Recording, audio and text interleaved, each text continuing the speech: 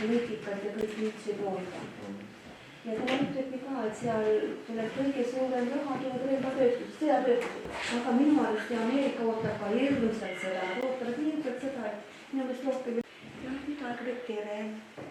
Tere tulemast 60. aasta klubihoone avamise üritusele. Et tegelikult see ülehomme 28. oleks see õige päev olnud, see juubelipäev. Et mul on kõik sinna tehtud kokkuvõtte sellest, et see on päris huvitav, kuidas siin oli see kõik need dokumendid ja need nagu linnavalitsusega neid pabereid ma olen korjanud ja kõik kokku pannud siia ja nad on nagu järjestikku, et siin ei ole nagu 100% kõiki, aga te näete siit. Ja kui teil on nagu parandusi mingi järjekorras, klubimajad, et nagu kus kohas nad on olnud. Ta on olnud mitmes paigas ja praegu on juba 9. koht tegelikult, et siin on kõik kirjutatud. Kas sa näed nii kaugele? Jaa, näen. Nii et sa näed kaugele, aga lähedale? Ma olen mõlemale poole küles, aga lähedale küles. Kõik on ei, ma näen veerin ära. Jah, seal on jah, et kõik need koha kohta, see on siis Vallikraavi tänaval. Ja 1931 kuni 36, see oli kesklinnas. Jah, et sellest majast pilt. Teisel korrusel oli seal kuskil, teiselt poolt maja sisse minna.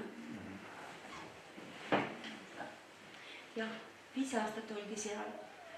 Nii, seal oli nagu raske üüriga ja tekkisid probleemi. Teine oli siis Küütri tänaval.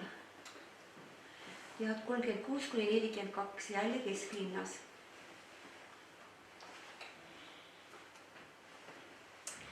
Jah, et sinna oldi nagu registreeritud, aga kui palju seal nagu koos käidi, et seda nagu ei tea.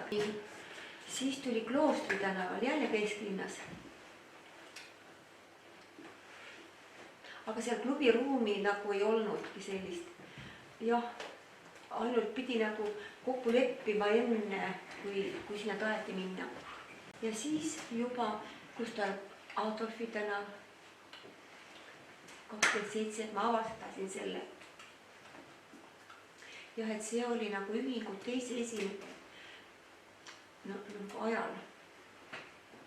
Jah, et ei olnud nagu seda maja poolt teada, aga sai uurida ja siis see maja, siis see aadress ja nagu pildi siis ma sain ka.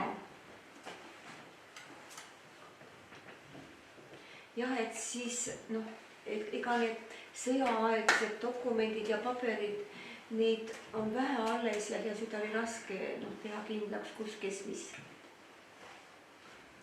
Jah, et aga et see pilt on alles ja siis see nii, siis oli Päeva tänaval.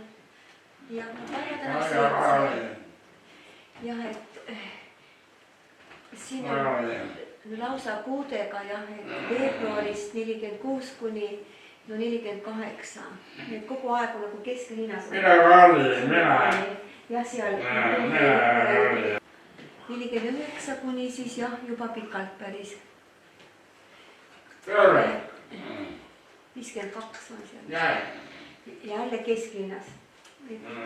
Ja teisel korrusel seal. Et seal nagu vabatahtlikud aitasid seal siis remontida kurtidest, et seal oli kehvas seisus olid need ruumid kõik. Nii, aga hiljem saadi siiski enam-vähem, et oli võimalik koos käia. Aga nii, kesklinnas otsiti enam muud 1950. Ja et Tiik oli siin. Ja Tiik.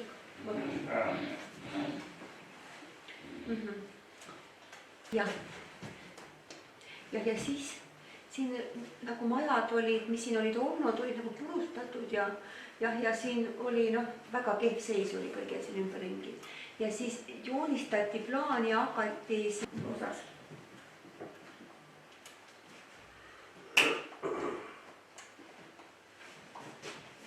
Et nagu maju oli siin enne, aga olivad nagu mujal seal niimoodi ja näitab neid nagu suundasid, kus need individuaalid nagu.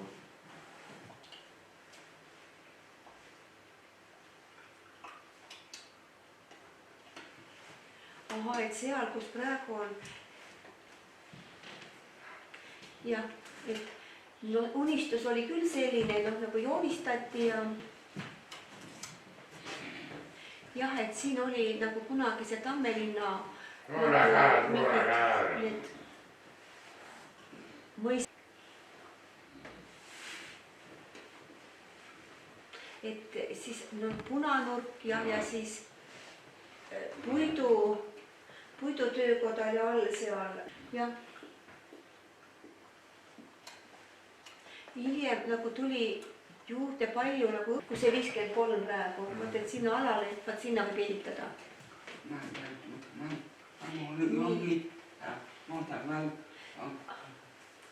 Praegu võrkalmud mõn kolm. Et seal jah, et selle kohta, mis seal kunagi oli, selle kohta fotot ei ole, aga et seal olid võib-olla hobused ja loomad midagi sellist sees. Jah, ja et omanikku nagu ei leitud. Jah, see maja tehti nagu ümber. Teine korrus tehti peale ja tehti ümber see maja. Seal on vanad jah, et võtame ka, et see kivi müür seal all. Ja enne 1962 aastal ikka liikur oli siin alles. Pakuti, et siia võiks teha nagu maju.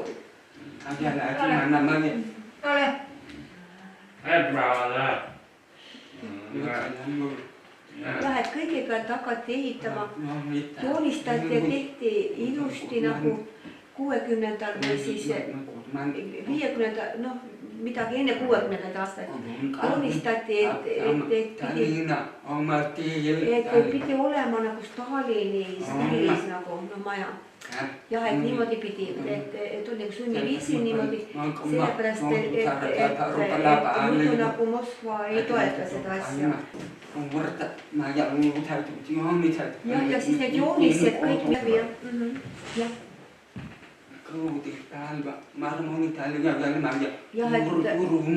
et Stalini ajal olidki niimoodi nagu ruumid olid suuremad ja siis selle järgi. Jah, et muidugi, et need suunad olid ette ära, noh, et need veel mõjutasid. Jah. Kui jääda arhitektuuri, siis... Jah, just. Nii. Jah, et kõik tekkis seal niimoodi. Jah, et siis hakati nagu tegema. Jah, et seal osa kutte oli abis ka ehitamas. Ühis elamuhoones, see kahekordne. Ja et kivid, nii et need on vanad pildid, mis on säilinud. Punased kivid ja valged kivid kõik koos seda tehti. Valged kivi oli kallim, punane oli odavam. Et punased läksid terve katki ja siis, noh, uue hoone, see nüüd juba on klubihoone. Jaa, klubihoone. Jah, et seal, kus raamaturiin, me kõik teame, kus saal on, jah, 62. Ja tollal oli kohtide liitusele esimees, keskjuhatuse esimees oli Mihkel Migaston. Jah, et Velk oli keegi Ahto Eri oli siis siinne ühingu esimees, jah. Ja et seal siis peeti.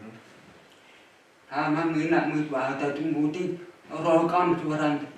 et aga õpilasi ja inimesi tuli järjest ettevõttesse juurde tööle ja siis otsiti veelgi, et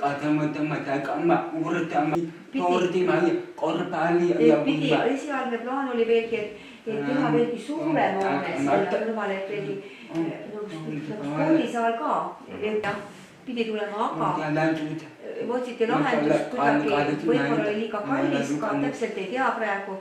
Jah, aga siis jäi ära, siis ehitati see nagu kontorihoone.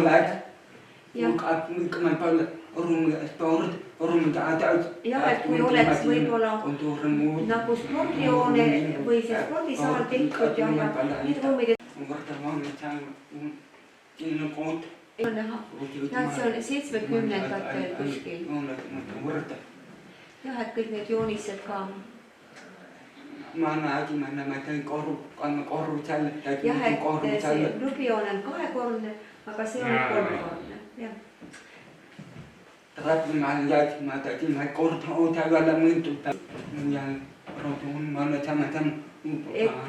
et ega kõik jah, ja siis hakkas ehitus jah, et siin osa jah, et siin mõni inimene veel on ka, kes elab Kulgeri kindlasti, et siin on valgest kivist juba.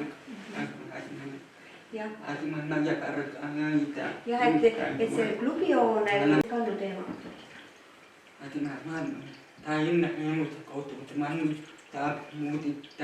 ja esialgu kavand tehti ära, kus seal jah, et see seal ja et esimene teine korrused, kes soovi saab veel rääkida.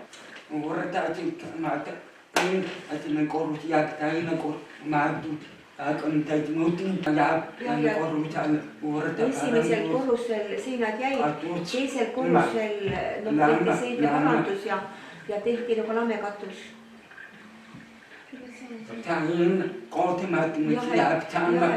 seinte kohad jäid nagu samaks, aga et sinna on juurde tehtud. ja üks postel tehti ka sinna taha juurde. jah.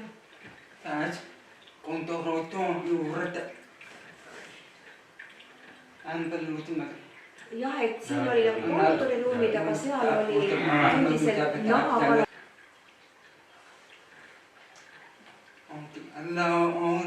Laohoonet veel oli vaja juurde.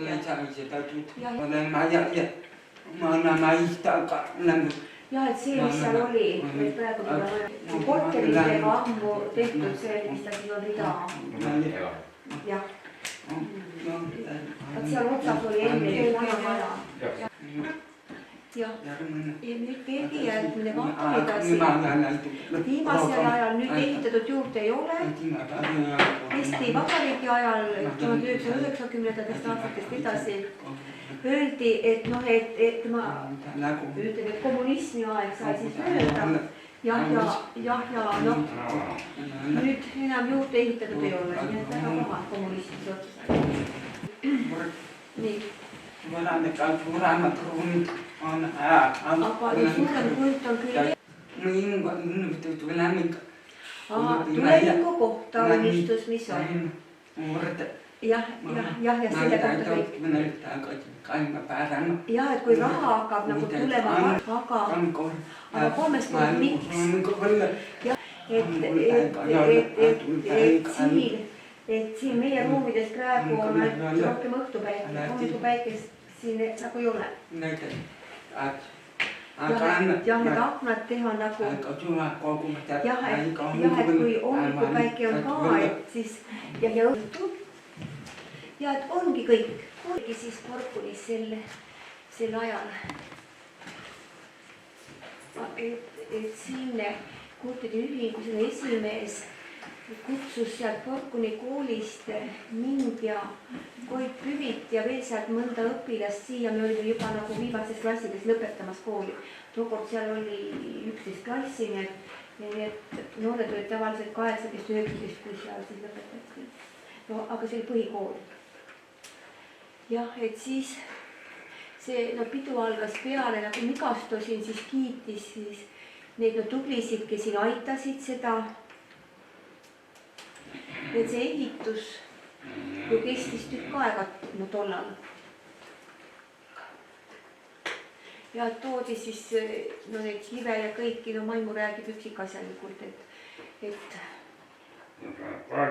jah, et seal Tamme puiestee selle nurga peal siis majas, kus praegu elab üks ratastooli mees. too maja oli ka siis kurtide ettevõtte käes, seal elasid kurdid, nii et tüdrukud või naised olid ülemisel korrusel elasid ja all elasid siis nagu meesterahvad. Nii et sealt siis need, kes elasid siin lähedal, neid siis kutsuti ka sealt. Seal oli ühiselamud olla, nii et ka nüüd mitu inimest ühes toas. Jah, et siis jah, et see maksis ju palju tookordne see ehitus. Ja see avamine oli tore. Nemad, et need siis ka räägiti seda, et kui Porkonis need õpilased nüüd lõpetavad, et siis võiks siia tulla, et siin on nüüd väga mugav elada, et klubihoone avati ja samuti see kahekordne ühiselamu. Et seal on ka toad, et kõik on olemas, siia saab tulla. Ja siis hiljem oli pidu ja tants, orkester oli ja kõik puha. Ja õhtul hilja lõppes pidu, need väga tore pidu, tantsud, kõik enam meile tantsu. Ja seal oli ka, siis kingiti seda siis nagu Debora Vaandi luule. Jah, ma nägin ka nüüd seda esitlust, sain natukene targemaks ka. Mingeid asju ma teadsin ja kõigest õnneks ei jõutud rääkida ka, et kant on huvitav. Ma saan aru, et see klubihoone, millel täna siis nagu sünnipäev on, et see on ikkagi see, kus hetkel asub raamatukogu. Jah. Okei. Üks asi, mis mulle siin Siimu jutust nagu kõrva jäi, on see, et ajalugu on tore, aga ma ei soovitaks kellelgi sinna kinni jääda. Seda me enam muuta ei saa. Muuta saame ainult seda, mis nüüd hakkab toimuma edaspidi. Klubi ja klubi tegevus on teil väga vinge olnud, et seda olen ma kuulnud enne, kui ma järsku 2013 teile liitusin. Enne seda juba ja nõukogude ajal, et käisid väga kõvad peod siin kõrval. Kui ma täna ringi vaatan, siis nii tähtsal sünnipäeval ei saa me ühte klassitäit rahvastki kokku. Et kus on need suured massid, kes tahaksid klubis hirmsasti tantsu lüüa, nagu te öelnud olete. Et see on mõtlemiskoht teile ja kõigile meile. Alfons võib rääkida, kui ilus see oli meenutada, aga kuidas seda täna järgi teha, mina teile öelda ei oska. Oma klubielu saate ju teie ainult ise elada.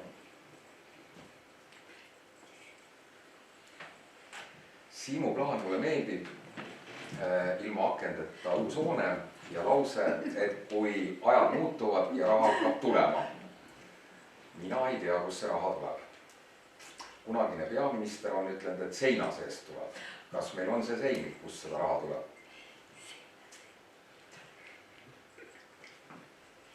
Et unistamine on lubatud, see on ilus ja vajalik ka, aga pragmaatikuna ma lähiaastatel ja aastani 2030 ei saa seda optimismi Siimuga jagada, et see on keeruline. On sellest, et selle 70. aasta pilt on nii seest kui väljast suht sama. Et peab kiitma neid, kes siin ehitada aitasid, et hästi on tehtud, püsib siiamaani.